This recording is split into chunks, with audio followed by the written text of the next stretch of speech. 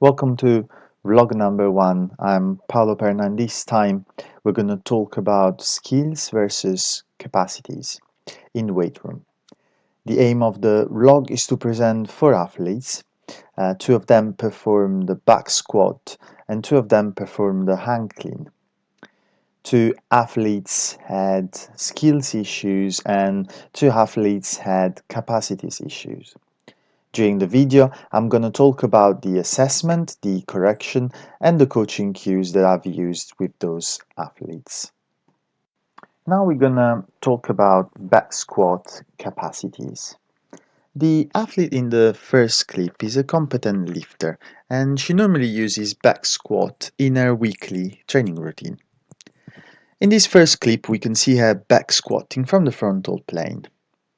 And as you can clearly see, and if you look at the lines that I drew as well, that there is a lateral shift over midline towards the left side.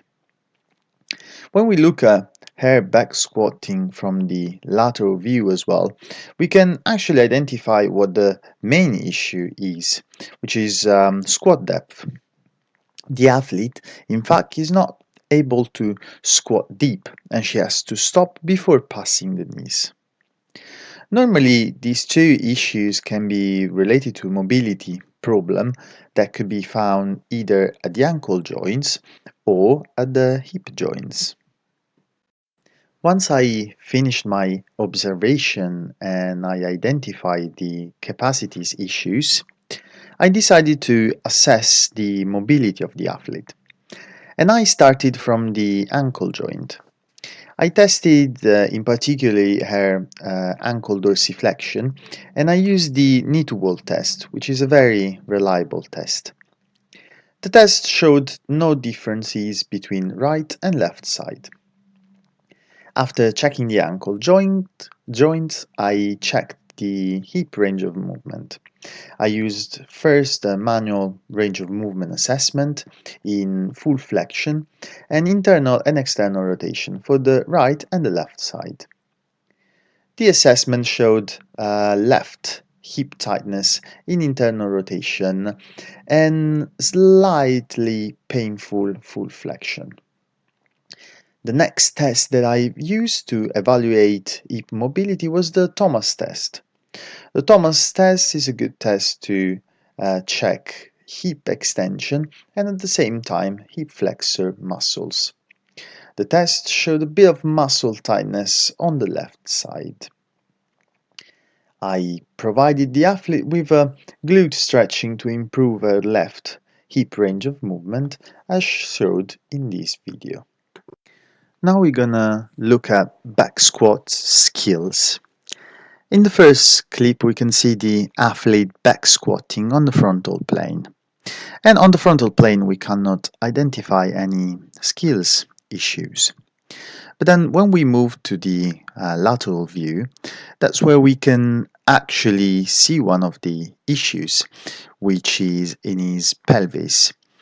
And what we look at is tacking through the hip joints and the sacroiliac joint.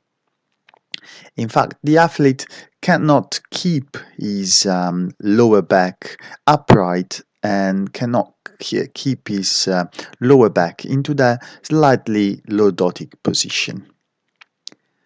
To manage these, I ask the athlete to perform a back squat body weight, holding a pole on his back, just to make him more aware of the position of the spine that I was looking at.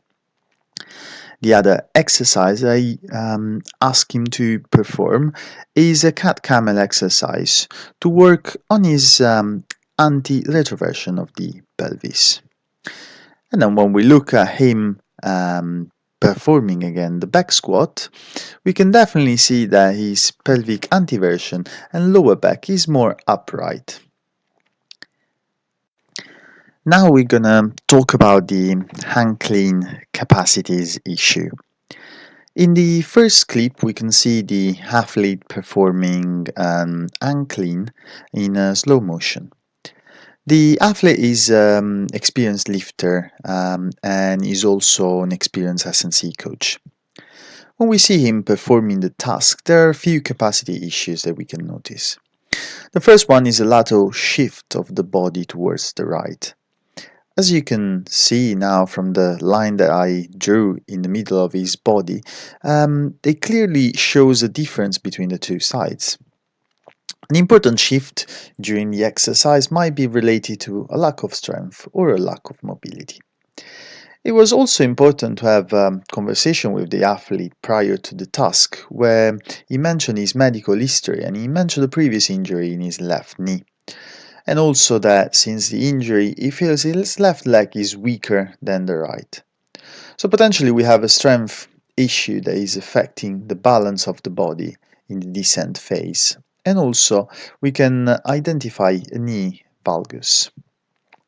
I decided to assess the athletes from the side as well, but while he was performing the task from the looking at from the side, I couldn't identify any issues. Then, in my assessment, I decided to clear him first from hip mobility. So I checked bilaterally his hip range of movement in full flexion and internal and external rotation. There were no significant differences in the assessment apart from a slightly tightness on the left hip internal rotation. The other assessment that I decided to choose was the single leg squat on box. This exercise can be used as to assess strength, but also to assess quality of movement. In fact, it's part of the qualitative analysis single leg loading test, which is very useful in the return to play protocols for athletes. As you can see in the video, the right leg was strong and the knee and the whole body were aligned during the exercise. On the left side, the athlete lost body control, the knee went into valgus, and during the descent phase we can notice that the leg is moving a lot and shaking a lot, which demonstrates a lack of strength. Because of the valgus, I also decided to test his hip abductor's strength. In particularly, I wanted to test his gluteus medium. And as you can see in the video, I tested him lying on his side and I asked him to push against my hand.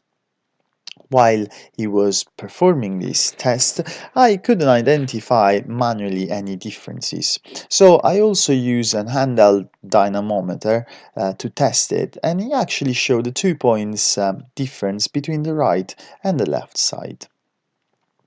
To correct what I found on the assessment, I started to focus with the athletes on his single leg lower body strength. And I prescribed as an exercise a single leg hip thrust. What we're gonna look at now is the hang clean skills. As you can see in the first clip, we've got our athlete on the frontal plane performing the hang clean. The athlete is a beginner lifter, and as you can see, he's struggling to go down and to catch the bar into a lower position. At the same time, he's not able to push the bar up and jump with the bar up using his whole body. And from the side view, we can see better that he's not going deep down when he catches the bar. But at the same time, what we can see is that he's pulling up the bar, not using his hip muscles, but using more his upper body. So, for to correct this, I work with him on different exercises. The first exercise that I prescribed was to simply jump with the bar. So just practicing the second pull of the Olympic weight lifting and the pull that we use in the hang clean. Also, another exercise that I ask him to perform is hip extension banded exercise. And what I wanted the athlete to feel with this exercise is actually the kind of movement that I was asking him to perform to effectively perform the unclean. So that movement of hip extension and pull at the same time. Also, the athlete mentioned that it was really hard for him to um, go into that shoulder flexion position. So I showed the athlete some exercise and stretching for his latissimus dorsi. In conclusion, we can say that observation is really important and is a very important start point. After the observation is key to properly assess what the potential causes are. And after that, the prescription of appropriate exercises to correct the issue, but at the same time, effective coaching cues. I also want to mention the importance of good communication with the athletes, especially to get as many information as possible prior to the exercise.